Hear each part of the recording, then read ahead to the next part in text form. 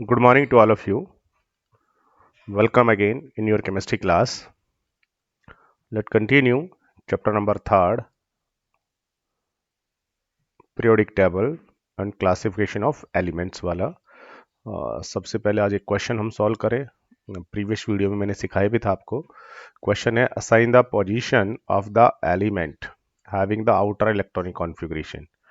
Outer electronic configuration जो है वो है NH2 NP4 और n की वैल्यू 3। इट मीन्स n की वैल्यू यहाँ 3 पुट करेंगे तो ये आपका आ रहा है 3s2 3p4। अब इसमें देखिएगा आउटर जो शेल है उसका प्रिंसिपल क्वांटम नंबर 3 है। इस मीन्स पीरियड 3 होगा और last incoming electron enter in p sub shell, it means p block का एलिमेंट होगा। ग्रुप कौन सा होगा? अगर आप वैलेंस शेल के दोनों इलेक्ट्रॉन काउंट करोगे तो 10 जोड़ना है, अदरवाइज आपको 12 जोड़ना है। ठीक है, तो 4 to 6 साथ में 10 और ऐड करेंगे, कितना हो जाएगा 16। इट मीन्स ग्रुप उसका होगा 16। थर्ड पीरियड ग्रुप 16 आइडेंटिफाई कर लेंगे कौन सा होगा। सेम ऐसे ही D2NS2, that's right, n-1 D2NS2, n is equal to 4। 4 लिखते हैं, यहाँ पे क्या आएगा 4 - 1 मीन्स 3, 3D2N 4s2। 3D2 करने का मतलब last incoming electron enter in third D, it means it is D block element. और आउटर शेल के लिए principal quantum number 4, it means fourth period incoming in D sub shell, it means D block element. और D में कितना है 2। अब आपको 2 और ऐड करना पड़ेगा, फोर्थ। ठीक है, फोर्थ ग्रुप से ये रिलेट करेगा। और उसके बाद में है n-2 F7 n-1 D NS और n इज इक्वल टू 6। तो n की जगह यहाँ 6 लिखोगे, 6 - 2 it means 4। 4 F7 5 F1 6 D, ये लीजिए। तो आउटर सेल के लिए S 6 है, प्रिंसिपल क्वांटम नंबर, इसका मतलब पीरियड 6 होगा। Last incoming electron enter in F sub shell, it means F block का एलिमेंट होगा। ठीक है, और ग्रुप कौन सा होता है? तो F के लिए आपको याद होना चाहिए ग्रुप एक ही होता है, और वो कौन सा होता है? थर्ड ग्रुप होता है F के लिए हमेशा ही। ठीक है ना, वो थर्ड ग्रुप से बिलोंग करते हैं। इस तरीके से इस क्वेश्चन को हम सॉल्व कर सकते हैं। अब ब्लॉक्स होने के बाद में नेक्स्ट पूरी पीरियोडिक टेबल के अंदर जो मेटल्स होते हैं वो सॉरी एलिमेंट्स जो होते हैं पूरी पीरियोडिक टेबल में,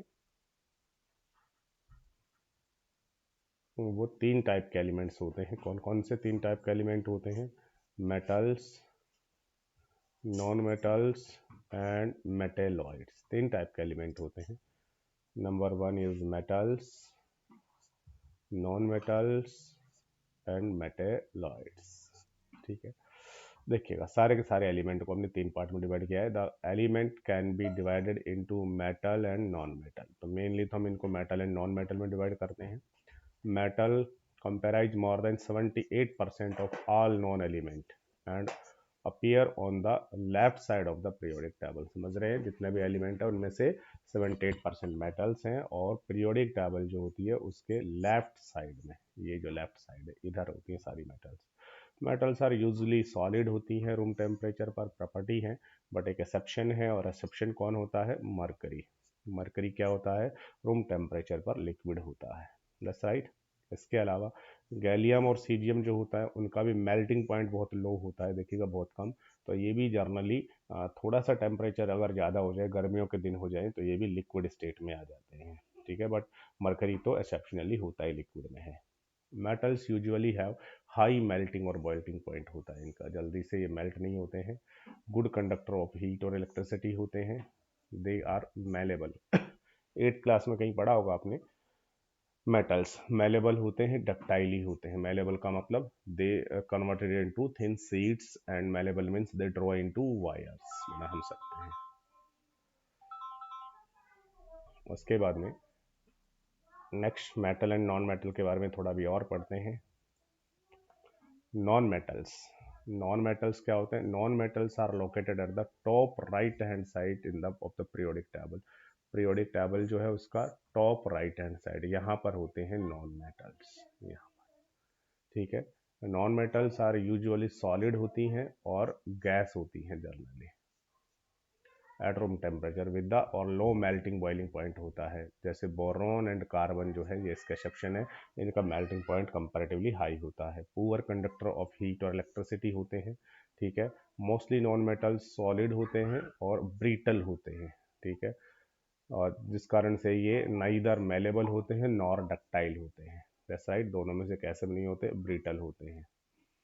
the elements become more metallic as we go down a group, समझ रहे हो, that is very important point. अगर एक ग्रुप की बात कर रहे हो तो जैसे जैसे आप अप टू डाउन जाओगे तो अप टू डाउन जाने पर ग्रुप में वो मोर मेटेलिक होता जाएगा, ठीक है। और नॉन मेटेलिक करेक्टर इंक्रीज होंगे, one goes from left to right across the period table. अगर आप एक पीरियड में लेफ्ट टू राइट जा रहे हो तो नॉन मेटेलिक करेक्टर इंक्रीज हो गए, जबकि अप टू डाउन जाएंगे तो मेटेलिक करेक्टर इंक्रीज होते हैं। चलिए, इसके बाद में in modern periodic table a zigzag line separate metal from non metal. एक जिगजैग लाइन है जो कि क्या करती है, मेटल्स और नॉन मेटल्स को सेपरेट करती है। दिख रही होगी आपको ये जिगजैग लाइन, यहाँ से दिख रही है, और ये जो इस कलर में यहाँ जो लिखे हैं दीज आर मेटेलॉइड्स, ठीक है बेटा। इनकी जो प्रॉपर्टी होती है वो मेटल और नॉन मेटल के बीच की होती है। ये सारे नॉन मेटल्स हैं, ये सारे मेटल्स होते हैं बेटा, ठीक है। द एलिमेंट कौन कौन से, सिलिकॉन दिख रहा है आपको यहाँ से, arsenic, germanium, germanium arsenic, antimony, SB, tellurium, ठीक है, ठीक है। बाकी पोलोनियम, एस्टेटाइन ये रेडियो एक्टिव होते हैं, इसलिए इनकी बात हम नहीं कर रहे हैं। Boarding this line and show property that are characteristics of both metal and non-metal। इनकी प्रॉपर्टी दोनों की मिक्सर होती है। These elements are called semi metals और metalloids। इनको हम semi metals या metalloids कहते हैं, semi metals और metalloids, ठीक है। एक क्वेश्चन है आपकी एनसीईआरटी बुक का, considering the atomic number and position in the periodic table arrange the following element in increasing order of metallic character. ये आपके पास में कुछ एलिमेंट है, इनको मेटालिक करेक्टर के इंक्रीजिंग ऑर्डर में अरेंज करो कि इनमें से सबसे अच्छा मेटल कौन सा है। तो यहाँ से आई थिंक आपको कुछ दिख रहा होगा, सिलिकन तो यहाँ पे लिखा हुआ है, सिलिकन। बेरिलियम जो होगा वो, अगर मैं इस पीरियोडिक टेबल को थोड़ा सा इस तरफ कर दूँ ऐसे, ठीक है, तो यहाँ पर होगा बेरिलियम, बेरिलियम। मैग्नीशियम जो होगा वो कहाँ होगा, और भी थोड़ा नीचे। सोडियम कहाँ होगा, बेरिलियम मैग्नीशियम से पहले यहाँ। और फॉस्फोरस आपको दिख ही रहा है यहाँ पर, ठीक है। ये सारे के सारे हैं। इन सब में बता दीजिएगा कौन से सबसे अच्छे मेटल्स होंगे। तो अभी हमने डिस्कस किया हुआ है, लेफ्ट टू राइट जाओगे तो नॉन मेटेलिक करेक्टर इंक्रीज होंगे। तो फॉस्फोरस प्योरली नॉन मेटल होगा, सिलिकन जो है वो मेटेलॉइड है, तो ये इससे थोड़ा सा हायर मेटल होगा। तो सबसे कम मेटेलिक फॉस्फोरस और सबसे उससे थोड़ा सा ज़्यादा मेटेलिक होगा silicon. That's right. Increasing order पूछ रहा है ना, इंक्रीजिंग ऑर्डर का मतलब जो नॉन मेटल सबसे ज़्यादा है, कौन है सबसे कम नॉन मेटल, नॉन मेटल जो है सबसे ज़्यादा है फास्फोरस, मेटल सबसे कम है, तो सबसे कम मेटल फास्फोरस, उससे ज़्यादा कौन है, सिलिकन। अब इधर आ जाइएगा, दैट्स राइट। अब इधर सोडियम, मैग्नीशियम और बेरिलियम, इनमें से देखिएगा आपको पता है कि इधर जाएंगे तो मेटल बढ़ेगा, सॉरी इधर जाएंगे तो नॉन मेटल बढ़ेगा। तो सोडियम और मैग्नीशियम में से ज़्यादा मेटेलिक कौन सा है, दोनों सोडियम और मैग्नीशियम में से ज़्यादा मेटेलिक है सोडियम। अप टू डाउन जाएंगे तो मेटेलिक करेक्टर इंक्रीज होता है, तो बेरिलियम, दैट्स राइट। तो इनमें से सबसे ज़्यादा जो मेटेलिक है वो है आपका कौन है, सोडियम। उससे थोड़ा ज़्यादा कौन होगा, मैग्नीशियम। दोनों में ज़्यादा कौन सा है, दोनों में ये ज़्यादा है। और इन दोनों में ज़्यादा कौन सा है, इन दोनों में मैग्नीशियम ज़्यादा है। तो सबसे कम कौन सा होने वाला है, Be, फिर Mg, फिर Na। इस तरीके से हम इनको अरेंज कर सकते हैं। मेटल नॉन मेटल हो गया है। उसके बाद नेक्स्ट टॉपिक हमारा,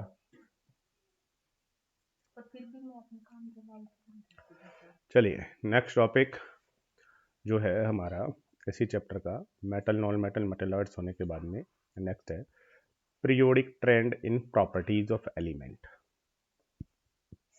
और उसमें भी जो पहली जो प्रॉपर्टी है number 1, that is atomic radius और आयनिक रेडियस। पूरी जो पीरियोडिक टेबल है उसमें आयनिक रेडियस या साइज भी कह सकते हैं हम इसे, एटॉमिक रेडियस, आयनिक रेडियस या एटॉमिक साइज। एटॉमिक साइज जो है, उस एटॉमिक साइज का क्या ट्रेंड होता है कि किधर से किधर जाने पर एटॉमिक साइज बढ़ता है, किधर से किधर जाने पर एटॉमिक साइज डिक्रीज होता है।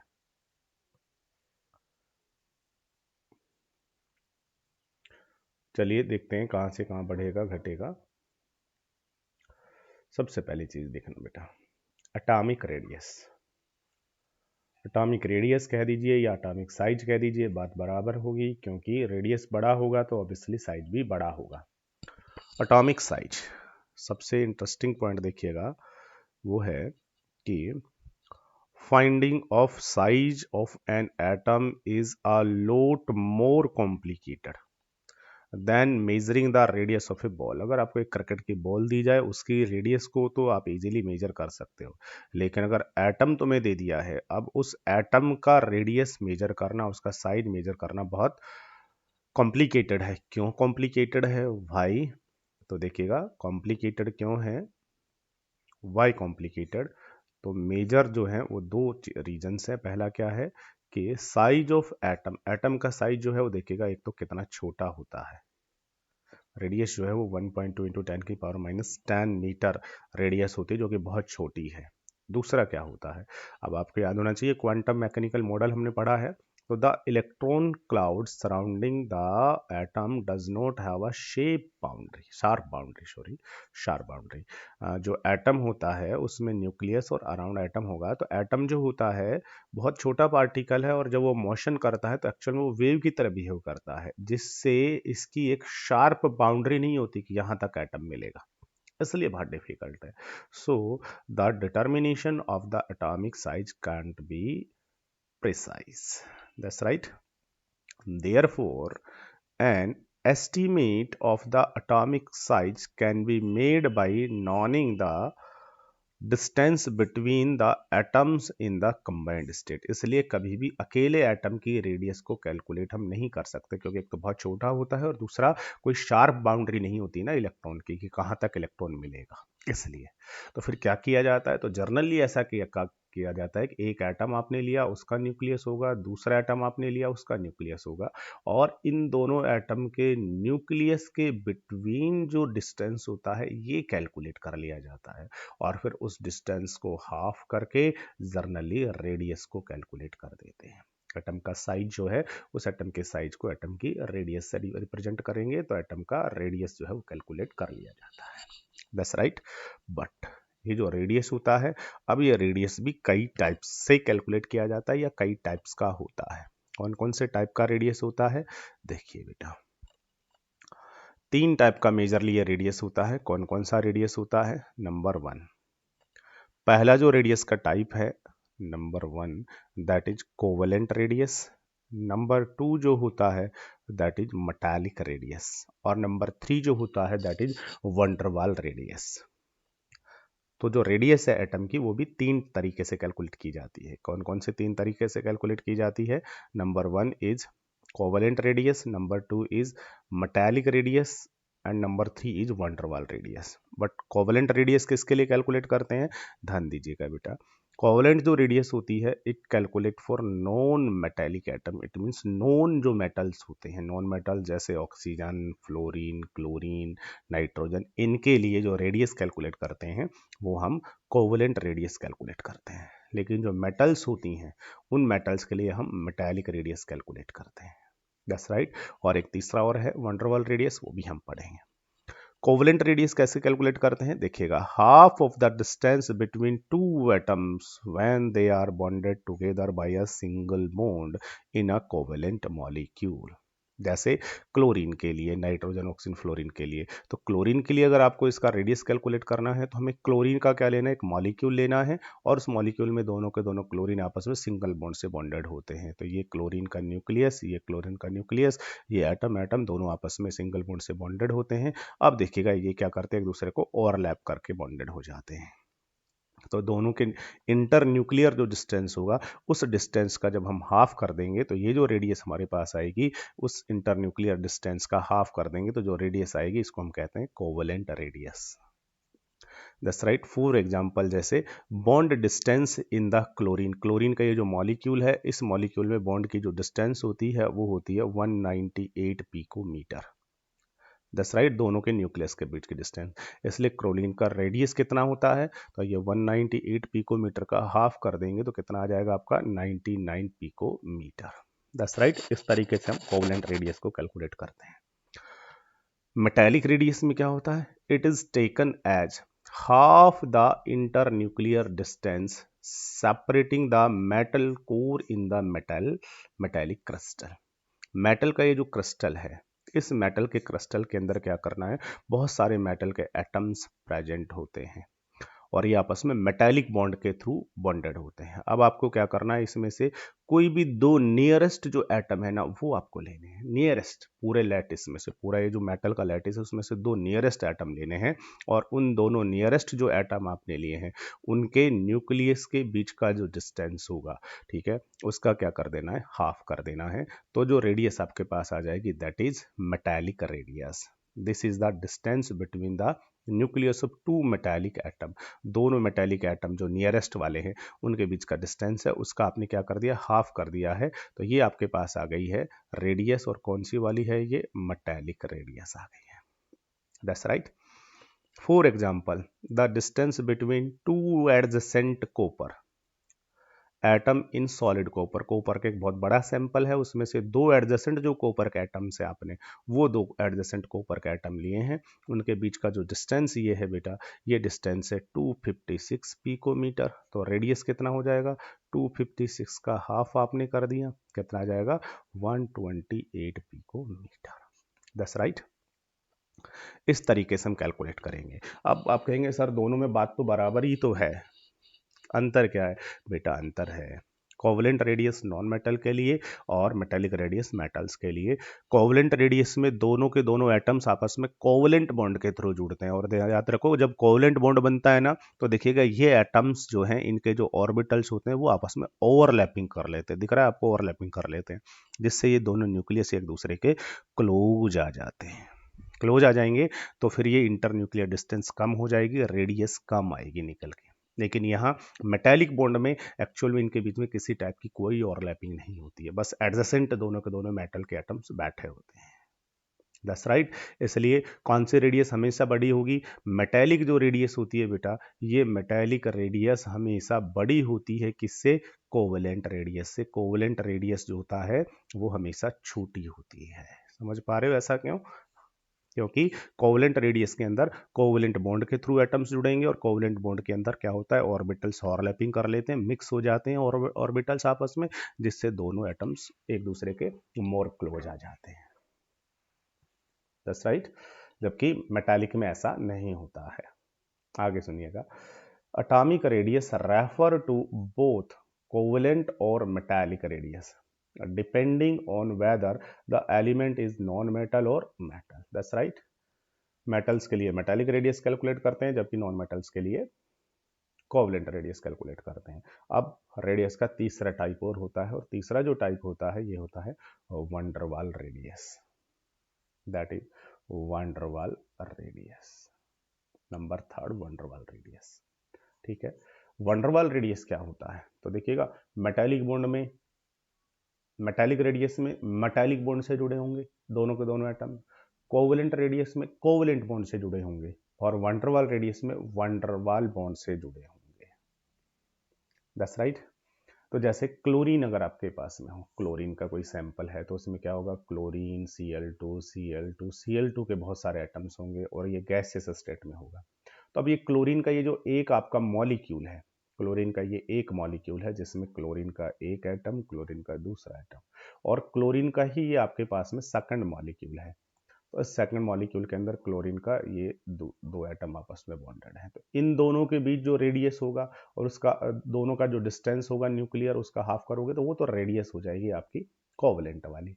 लेकिन इस क्लोरीन गैस के सैंपल में ये जो क्लोरीन के मॉलिक्यूल्स हैं ये भी तो आपस में वीक वंडरवाल फोर्स के थ्रू जुड़े होते हैं, और जब ये वीक वंडरवाल फोर्स के थ्रू जुड़े होते हैं ना तो फिर इनमें से दो दो नियरेस्ट जो मॉलिक्यूल है वो दोनों के दोनों नियरेस्ट मॉलिक्यूल अपने लिए दोनों के इंटर न्यूक्लियर डिस्टेंस का हाफ अगर आप कर दोगे तो ये जो रेडियस निकल के आएगी that is van der Waals radius. That's right. अब ये वंडरवाल रेडियस किसके लिए कैलकुलेट की जाती है, वंडरवाल जो रेडियस होती है बेटा ये जर्नली हम कैलकुलेट करते हैं नोबल गैसेस के लिए। नोबल गैसेस जैसा हीलियम के लिए, नियोन के लिए, पीरियोडिक टेबल है ना, तो पीरियोडिक टेबल के अंदर ये भी तो होती हैं नोबल गैस। अब मान लीजिए आपके पास में हीलियम गैस ही हो, अब हीलियम गैस होगी किसी सैंपल में, तो हीलियम का ये एक एटम होगा, हीलियम का ये दूसरा एटम होगा, और इनमें किसी टाइप का कोई बॉन्ड तो बनता नहीं है, इनर्ट गैसेज है, नोबल गैसेज है, बॉन्ड नहीं बनाती हैं, तो फिर ये क्या होंगी, ये तो आपस में बहुत वीक फोर्स के थ्रू जुड़ी होती हैं। तो हीलियम गैस का वो जो सैंपल लिया, उस सैंपल में आपने क्या करना है, जब ये हीलियम के एटम बहुत वीक फोर्स के थ्रू जुड़े होते हैं, और ये जो वीक फोर्स होता है ये कौन सा फोर्स होता है, वान डर वाल फोर्स होता है, वान डर वाल फोर्स के थ्रू ये जुड़े होते हैं, तो इसके दो दो नियरेस्ट जो एटम्स होंगे उनके बीच न्यूक्लियस का जो डिस्टेंस होगा उसका हाफ करोगे तो ये रेडियस आएगा, और इसको हम बोलेंगे वान डर वाल रेडियस। तो जो नोबल गैसेज होती हैं उनके लिए बेटा याद रखना है आपको, क्या कैलकुलेट की जाती है नोबल गैसेज के लिए, वान डर वाल रेडियस कैलकुलेट की जाती है।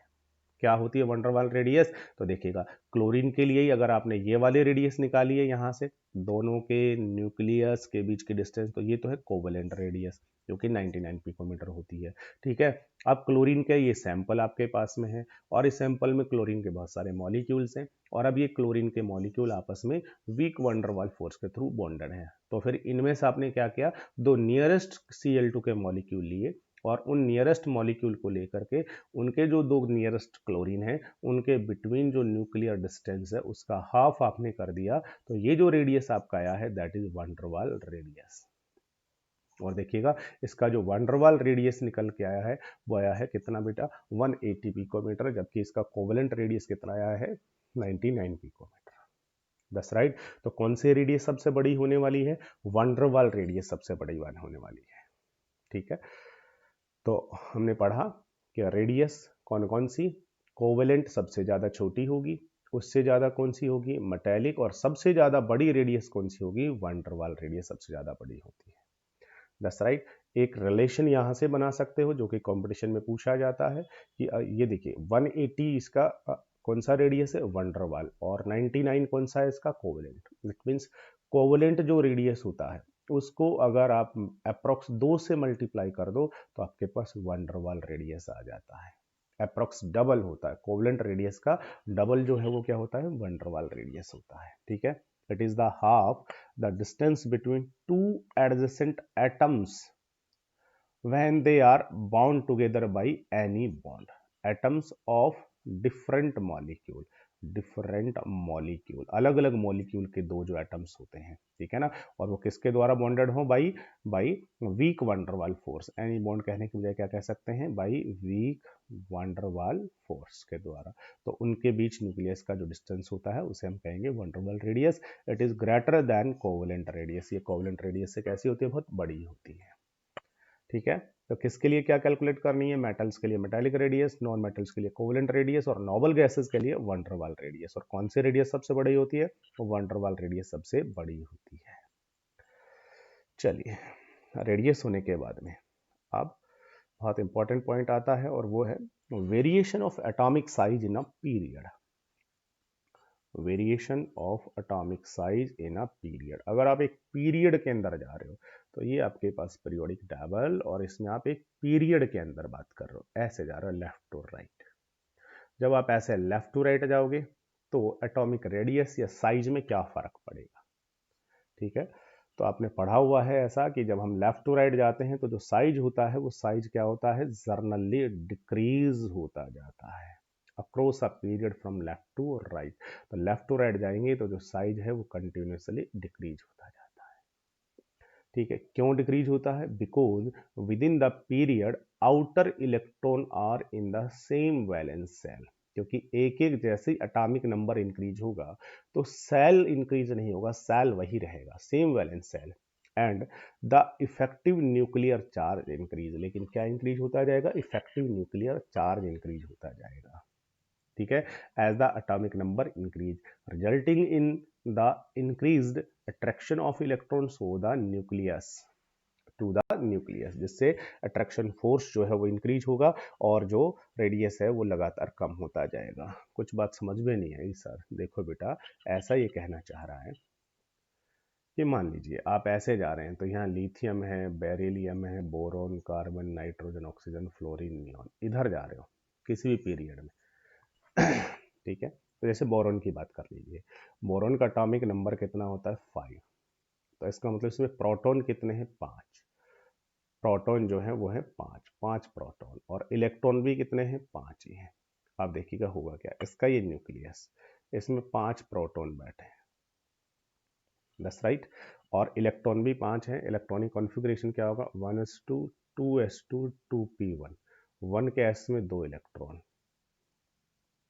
2s2 2 के s में 2 इलेक्ट्रॉन, दैट्स राइट, और 2p1, यानी ये बोरोन है। अब देखिएगा यहाँ 5 प्रोटॉन 5 इलेक्ट्रॉन, तो बेटा ये जो एक इलेक्ट्रॉन है, अब ऐसा नहीं है कि एक इलेक्ट्रॉन एक प्रोटॉन को अट्रैक्ट करेगा, ऐसा नहीं होता। ये जो एक इलेक्ट्रॉन यहाँ पर है, इस एक इलेक्ट्रॉन को ये पांचों प्रोटॉन अपनी तरफ अट्रैक्ट करेंगे।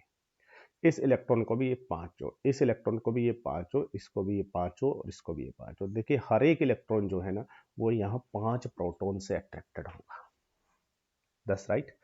लेकिन जैसे बोरोन से कार्बन पर जा रहे हो, कार्बन का एटॉमिक नंबर 6, तो प्रोटॉन कितने होंगे, 6, इलेक्ट्रॉन भी 6, कॉन्फ़िगरेशन 1s2 2s2 2p2। अब देखिएगा इसका न्यूक्लियस, ये इसका न्यूक्लियस बेटा, इसमें कितने प्रोटॉन है, 2 2 4 2 6 प्रोटॉन हो गए, ठीक है। उसके बाद में ये फर्स्ट सेल, इसमें कितने इलेक्ट्रॉन है, 2।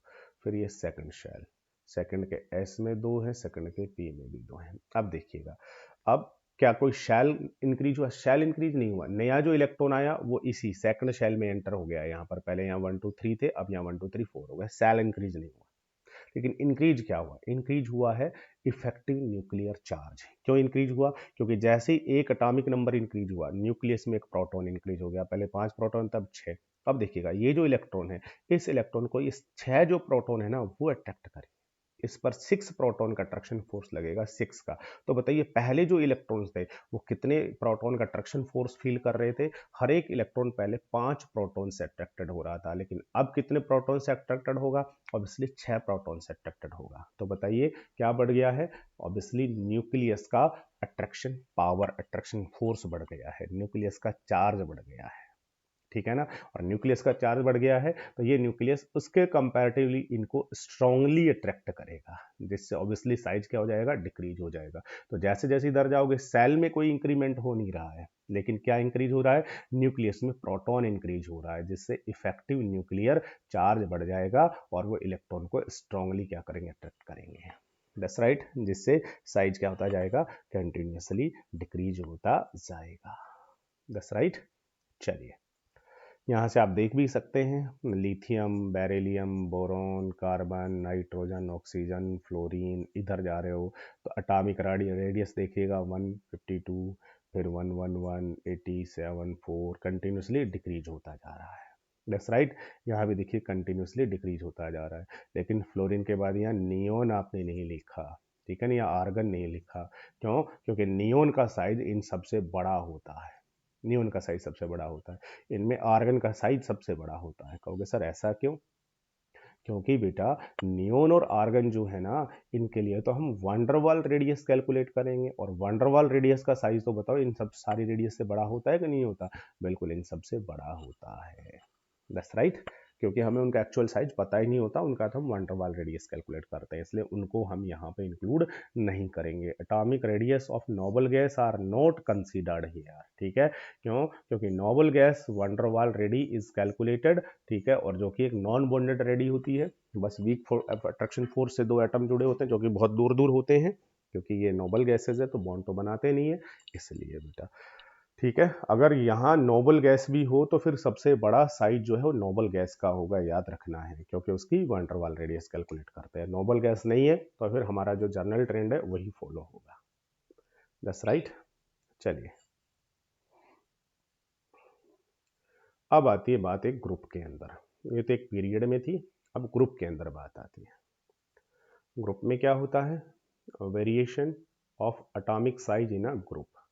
जब एक ग्रुप के अंदर हम क्या करते हैं, with in A group the periodic table the atomic radius increases regularly with atomic number. जैसे जैसे एटॉमिक नंबर बढ़ेगा वैसे वैसे जो रेडियस है वो क्या होता जाता है, इंक्रीज होता जाता है, दैट्स राइट। यहाँ आप देख सकते हैं लिथियम का रेडियस 152, इसका 186, इसका 231, 244, कंटिन्यूसली इंक्रीज होता जाता है। क्यों इंक्रीज हो रहा है भाई, क्यों? This is because down the group में जैसे जैसे नीचे जाओगे प्रिंसिपल क्वांटम नंबर इंक्रीज हो रहा है, इसका मतलब शैल इंक्रीज हो रहा है। अब शैल इंक्रीज होगा तो साइज इंक्रीज होगा, number of shell increase, and the valence electron are away from the nucleus, और न्यूक्लियस से वैलेंस इलेक्ट्रॉन कहाँ चले जाते हैं? दूर चले जाते हैं। That's right. And also inner energy level shield the outer electron from the pull of the nucleus, so effective nuclear charge decrease होता है जिससे साइज बढ़ता है। ठीक है, लिथियम में आप देखोगे तो एटॉमिक नंबर 3 है, तो 1s2 2s1 यही होना है। ठीक है, तो यहाँ पर क्या होगा? ये इसका न्यूक्लियस होगा, न्यूक्लियस में 3 प्रोटॉन होंगे, फर्स्ट के एस में 1 के एस में 2 इलेक्ट्रॉन होंगे, फिर 2 के एस में 1 इलेक्ट्रॉन होगा। लिथियम से जब सोडियम पे जा रहे हो तो एटॉमिक नंबर 11 हो गया, 1s2 2s2 2p6 3s1 हो गया, तो इसका ये न्यूक्लियस होगा। इसमें प्रोटॉन तो 11 हो जाएंगे, बट क्या होगा? 1 के एस में 2 इलेक्ट्रॉन हो गए, फिर 2 के एस में 2, 2 के पी में 6, यहाँ 10 इलेक्ट्रॉन हो गए। ठीक है, और उसके बाद 3s, तो देखिए क्या हो गया? सेल इंक्रीज हो गया। अरे भाई न्यूक्लियस में प्रोटॉन इंक्रीज हुआ है, ऑब्वियसली प्रोटॉन इंक्रीज हुआ है तो अट्रैक्शन फोर्स ज्यादा लगेगा, बट उससे भी ज्यादा क्या हुआ? सेल इंक्रीज हो गया ना, जिससे वैलेंस इलेक्ट्रॉन बहुत ज्यादा दूर चला गया। दूसरा क्या होने वाला है?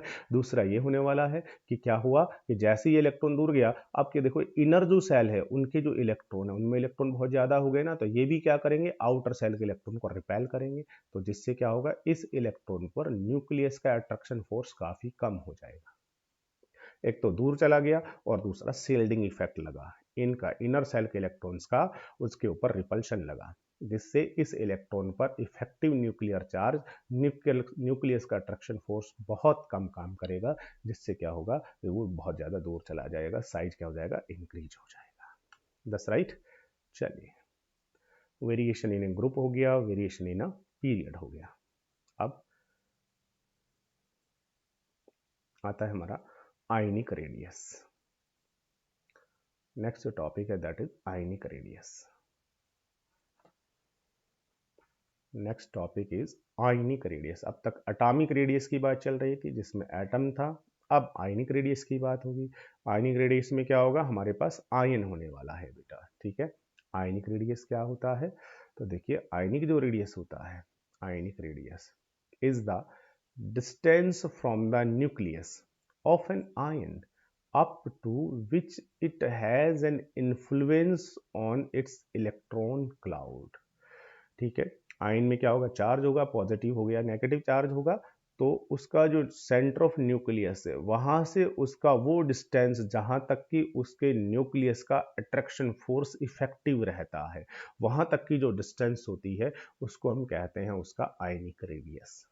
अब आयन्स आपको पता है 2 टाइप के होते हैं, कौन कौन से? एक होता है कटायन और दूसरा क्या होता है? दूसरा होता है अनायन। आयन 2 टाइप के होते हैं, एक कटायन और अनायन। आपको पता है कटायन कैसे बनता है? कटायन बनता है जब आप इलेक्ट्रॉन को बाहर निकाल दोगे यहाँ से, तो न्यूक्लियस में एक प्रोटॉन एक्स्ट्रा हो जाएगा जिससे कटायन बन जाएगा। It is formed by the removal of an electron from an atom. और अनायन कब बनेगा? जब आप इसके अंदर क्या करोगे? एक और इलेक्ट्रॉन बाहर से ला के ऐड कर दोगे, तो इससे क्या होगा? प्रोटॉन कम रह जाएंगे और इलेक्ट्रॉन्स ज्यादा हो जाएंगे। It is formed by gain of an electron by an atom. That's right. Sorry. उसके बाद नेक्स्ट देखिएगा, कटायन के लिए the ionic radius can be, अच्छा कटायन एनायन दोनों के लिए, the ionic radius can be estimated by measuring the distance between cation and anion in the ionic crystal. एक जो आयनिक क्रिस्टल है उसमें कटायन और अनायन दोनों के बीच का जो डिस्टेंस होता है उस डिस्टेंस को मेजर करके और फिर कटायन और एनायन की जो रेडियस है वो कैलकुलेट की जाती है। इन जर्नली होता क्या है? The ionic radius of element exhibit the same trend as the atomic radius. जो एटॉमिक रेडियस का ट्रेंड होता है, एटॉमिक रेडियस का ट्रेंड क्या था कि जब हम लेफ्ट टू राइट जाएंगे तो साइज क्या होता है? डिक्रीज होता है, तो उसी तरीके से लेफ्ट टू राइट जाने पर इनके आयनिक रेडियस भी डिक्रीज होगी। अप टू डाउन जा रहे हैं तो बेटा हम क्या होगा, साइज इंक्रीज होता है, तो फिर अप टू डाउन जाने पर इनकी जो आयनिक रेडियस है वो भी क्या होगी, इंक्रीज होती जाती है। सेम ट्रेंड होता है जो एटॉमिक रेडियस का होता है। चलिए अब कटायन एनायन की बात करते हैं। कटायन एनायन में देखिएगा the size of cation, that is very important point, ये एग्जाम में पूछा जाता है सीबीएसई में बेटा। साइज ऑफ कटायन, अगर आप कटायन बना रहे हो तो क्या होता है देखिएगा, a cation is smaller than its parent atom. याद रखेंगे कटायन जो होता है वो हमेशा अपना पेरेंट एटम से छोटा होता है। अगर आपके पास ये सोडियम का एटम है और ये सोडियम का आयन है, तो सोडियम का जो कटायन आपने बनाया है ये हमेशा सोडियम से छोटा होगा। क्यों छोटा होता है, because it has fewer electrons. क्यों, क्योंकि कटायन बनता है तो इलेक्ट्रॉन कहाँ चला जाएगा, बाहर, जिससे इलेक्ट्रॉन कम हो जाएंगे। उससे क्या होगा, while it's nuclear charge remain, जिससे उसका न्यूक्लियर चार्ज उतना ही रहेगा, ठीक है ना। जिससे क्या होगा, जिससे उसका इफेक्टिव न्यूक्लियर चार्ज बढ़ जाएगा। That's right. सोडियम के अंदर पहले क्या थे, सोडियम का एटॉमिक नंबर आपको तो याद है 11 होता है, तो इसमें प्रोटॉन कितने हैं 11, इलेक्ट्रॉन भी कितने हैं 11। तो न्यूक्लियस जो होगा इस सोडियम का, इस सोडियम के न्यूक्लियस में 11 प्रोटॉन बैठे हुए हैं। That's right. और इलेक्ट्रॉन भी कितने हैं 11। अब 11 मिलकर के इन को अट्रैक्ट कर रहे हैं। अब जैसे आपने कटायन बनाया तो यहां से आपने एक जो इलेक्ट्रॉन है इसको बाहर निकाल दिया, एक इलेक्ट्रॉन को बाहर निकाल दिया। अब देखिएगा एक इलेक्ट्रॉन को बाहर जाते, अब बताइएगा यहाँ से जो प्रोटॉन्स है वो प्रोटॉन्स कितने हैं, तो सोडियम के इस कटायन में प्रोटॉन तो वही है 11 के 11 ही, ठीक है। लेकिन इलेक्ट्रॉन कितने हो गए 10। तो अब की बार ये जो 11 प्रोटॉन है वो इन 10 को अट्रैक्ट करेंगे। पहले 11 को अट्रैक्ट कर रहे थे, आ रही बात समझो। अब 11 मिलकर के 10 को अट्रैक्ट करेंगे, तो बताइए पहले की बजाय उनकी पावर इंक्रीज हो गई कि नहीं हो गई, इफेक्टिव न्यूक्लियर चार्ज बढ़ गया, जिससे साइज छोटा हो जाएगा। दूसरी चीज, और क्या दूसरी चीज है वो सुनिएगा, वो ये होगा कि जब आप एक इलेक्ट्रॉन को रिमूव कर दोगे तो उससे क्या होगा, उससे देखना पहले कितने शेल थे सोडियम में, first shell, second shell, third shell, पहले 3 शेल थे, और इलेक्ट्रॉन को रिमूव कर दिया, बताइएगा कितने सेल बचे हैं, 2 सेल। तो देखो एक सेल ही पूरा का पूरा डिसअपियर हो गया, और सेल खत्म हो गया तो मतलब साइज छोटा हो जाएगा कि नहीं हो जाएगा। तो क्या होगा, एक तो जेड इफेक्टिव जो है, इफेक्टिव न्यूक्लियर चार्ज इंक्रीज हो जाएगा, और दूसरा जो शेल होता है जर्नली वो ही डिसअपियर हो जाता है, जिससे कटायन जो है उस कटायन का साइज कैसा होता है, अपने पेरेंटल एटम से छोटा होता है। कटायन का तो छोटा हो गया, तो फिर अनाइन का क्या होता है, अनाइन का, तो ऑब्वियसली अनाइन का साइज क्या होने वाला है, the size of anion, the size of an anion will be larger than that of parent atom.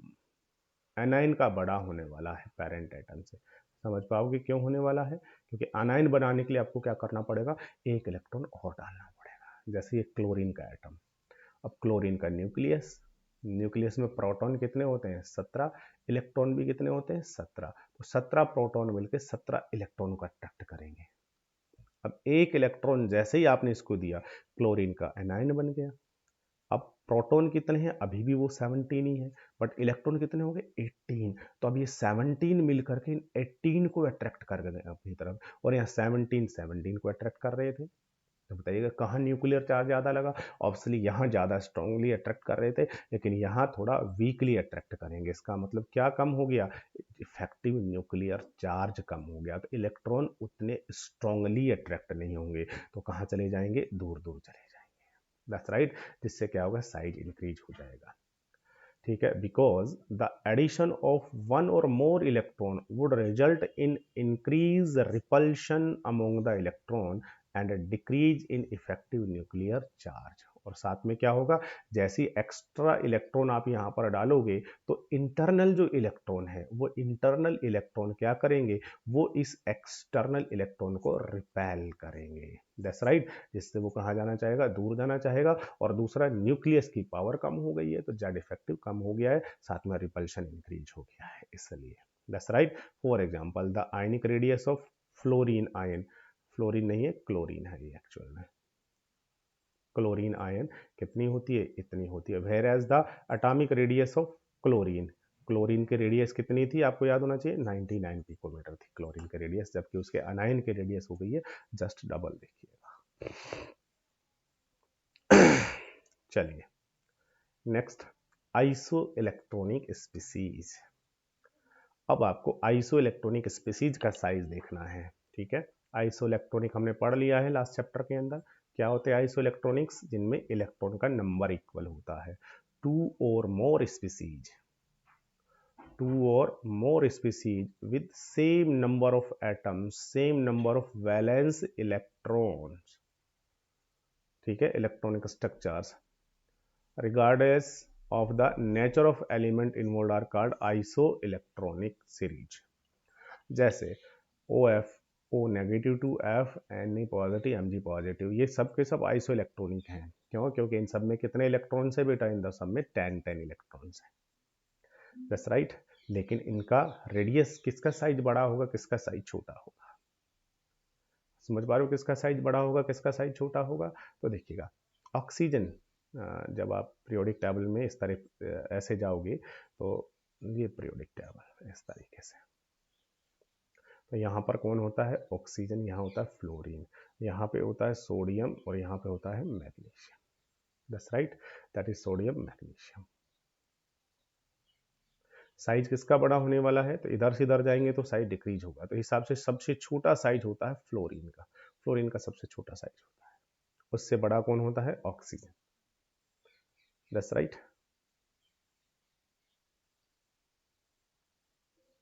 अब देखिए, ये जो ऑक्सीजन है, इस ऑक्सीजन को आपने क्या किया? O नेगेटिव टू, आपने 2 इलेक्ट्रॉन एक्स्ट्रा दे दिए। 2 इलेक्ट्रॉन एक्स्ट्रा दोगे तो इसका साइज बहुत बड़ा हो जाएगा कि नहीं हो जाएगा? फ्लोरीन को आपने 1 इलेक्ट्रॉन एक्स्ट्रा दिया तो इसका साइज भी बढ़ जाएगा, लेकिन दोनों में कंपैरेटिवली किसका साइज ज़्यादा मिलेगा आपको? ऑक्सीजन का साइज ज़्यादा बड़ा मिलेगा फ्लोरीन का। सोडियम में से आपने क्या किया? सोडियम बड़ा होता है बट 1 इलेक्ट्रॉन आपने इसमें से आउट कर दिया। 1 इलेक्ट्रॉन निकाल दोगे तो इसका साइज क्या होगा? कटायन बनेगा तो छोटा हो जाएगा, सोडियम का साइज क्या हो जाएगा? छोटा। और मैग्नीशियम से आपने 2 इलेक्ट्रॉन का आउट कर दिया, जिससे मैग्नीशियम का साइज तो और भी क्या हो जाएगा? छोटा हो जाएगा। इस तरीके से देखिएगा, इन सब में इलेक्ट्रॉन तो वही 10 है बट साइज देखिएगा। तो अनाइन का चार्ज जितना ज़्यादा होगा, आप कह सकते हो नेगेटिव चार्ज जितना ज़्यादा होगा उसका साइज उतना ही बड़ा होगा। अगर मैं यहाँ पे नाइट्रोजन लिख दूँ और -3 कर दूँ तो नाइट्रोजन का साइज और भी बड़ा हो जाएगा। अगर मैं यहाँ एल्यूमिनियम लिख दूँ और +3 लिख दूँ तो जितना पॉजिटिव चार्ज होगा साइज उतना ही छोटा हो जाएगा। That's right. तो नेगेटिव चार्ज जितना ज़्यादा बढ़ेगा, नेगेटिव चार्ज जितना ज़्यादा इंक्रीज होगा, साइज भी इंक्रीज होगा, ठीक है। और पॉजिटिव चार्ज जो है, ये अगर इंक्रीज हो रहा है तो फिर जो साइज है वो क्या होगा? वो डिक्रीज होगा साइज। That's right. चलिए, अब बता दीजिए Mg positive to Al positive 3, दोनों में से बता दीजिए कौन सा बड़ा कौन सा छोटा होने वाला है? आप पता है Mg यहाँ आता है, Al यहाँ आता है, आपको याद होना चाहिए। मैग्नीशियम यहाँ, पीरियोडिक टेबल में पोजीशन थोड़ा सा याद रखेंगे, और एल्यूमिनियम यहाँ। तो दोनों में से बड़ा कौन सा होगा? ऑब्वियसली मैग्नीशियम बड़ा और Al छोटा। That's right. तो इन दोनों में से बड़ा कौन सा होगा? बड़ा होगा ये, छोटा होगा ये। मैग्नीशियम बड़ा, Al छोटा। अब मैग्नीशियम से आपने क्या किए? 2 इलेक्ट्रॉन निकाल दिए। जब इससे 2 इलेक्ट्रॉन निकालोगे तो Mg पॉजिटिव 2 बन जाएगा, जो कि कैसा होगा? इससे थोड़ा छोटा होगा। That's right. अब यहाँ से आपने 3 इलेक्ट्रॉन निकाल दिए, पॉजिटिव चार्ज जितना बड़ा होगा ये उतना ही ज़्यादा क्या हो जाएगा? छोटा। Al+3 और भी छोटा हो जाएगा। That's right. तो Mg से आपने पॉजिटिव 2 बनाया, 2 इलेक्ट्रॉन निकाल दिए, तो बेटा ये Mg क्या हो जाएगा? छोटा हो जाएगा। Mg पॉजिटिव 2 छोटा, ठीक है। और Al से 3 निकाल दिए तो ये और भी छोटा हो गया। अब बताइए सबसे बड़ा छोटा कौन सा? तो क्या साइज आ जाएगा? सबसे बड़ा जो होगा वो होगा मैग्नीशियम, उससे छोटा होगा एल्यूमिनियम, फिर उससे छोटा कौन हो जाएगा? Mg पॉजिटिव 2, और उससे भी छोटा हो जाएगा Al पॉजिटिव 3। दैट इज, इस तरीके से हम साइज को सॉल्व कर सकते हैं। चलिए, आज की जो क्लास थी उसके अंदर हमने ये पूरा का पूरा डिस्कस किया, साइज से रिलेटेड, एटॉमिक साइज। एक बार रिकैप कर लेते हैं पूरा हमने क्या क्या डिस्कस किया है आज की क्लास में बेटा।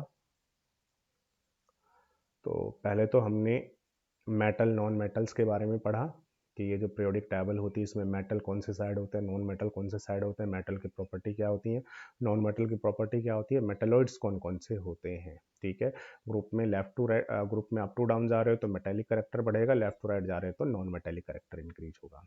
फिर हमें कुछ जर्नल ट्रेंड पढ़ने थे, उसमें पहला हम पढ़ रहे थे एटॉमिक रेडियस और आयनिक रेडियस का। एटॉमिक रेडियस को मेजर करना बड़ा डिफिकल्ट होता है क्योंकि एक तो एटम बहुत छोटा है, दूसरा इलेक्ट्रॉन के कारण से क्योंकि उसका वेव नेचर है ना, तो कोई फिक्स या शार्प बाउंड्री नहीं होती इसलिए। ठीक है, तो इसको हम रिलेटिवली कंपैरिजन करके न्यूक्लियस का डिस्टेंस कैलकुलेट करके फिर हम इसे कैलकुलेट करते हैं। उसके बाद एटॉमिक जो रेडियस है बेटा, ये रेडियस 3 टाइप की होती है। कौन कौन सी? एक होती है कोवलेंट रेडियस, एक होती है मेटालिक रेडियस, एक van der Waal radius. Covalent radius non metals के लिए, मेटालिक रेडियस मेटल्स के लिए और van der Waal radius noble gases के लिए कैलकुलेट करते हैं। वॉन डेर वाल रेडियस सबसे बड़ी होती है, उसके बाद मेटालिक रेडियस सबसे छोटी कोवलेंट रेडियस। क्यों? क्योंकि इसमें ओवरलैपिंग हो जाती है इसलिए।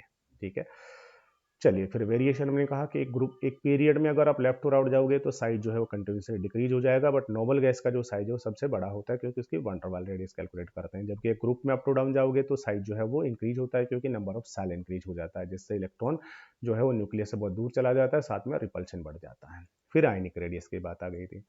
ठीक है, आयनिक रेडियस में क्या आता है कि एक आयन का न्यूक्लियस से लेकर के और जहां तक उसका अट्रैक्शन फोर्स वर्क करता है वहां तक की जो डिस्टेंस होती है उसको हम कहते हैं आयनिक रेडियस। आयन दो टाइप के होते हैं, कटायन और अनायन। जो ट्रेंड अटॉमिक रेडियस का होता है वही आयनिक रेडियस का होता है। That's right. फिर कटायन की बात की, कटायन का जो साइज होता है वो अपने पैरेंटल एटम से छोटा होता है, लेकिन अनायन का जो साइज होता है वो पैरेंटल एटम से बड़ा होता है। ठीक है, फिर आइसो इलेक्ट्रॉनिक सीरीज की बात की हमने। आइसो इलेक्ट्रॉनिक सीरीज में इलेक्ट्रॉन का नंबर क्या होता है? इक्वल होता है, और नेगेटिव चार्ज जितना बढ़ेगा तो साइज उतना ही क्या होता जाएगा? बढ़ता जाएगा। पॉजिटिव चार्ज बढ़ेगा तो साइज उतना ही छोटा होता चला जाएगा। Okay, thank you to all of you.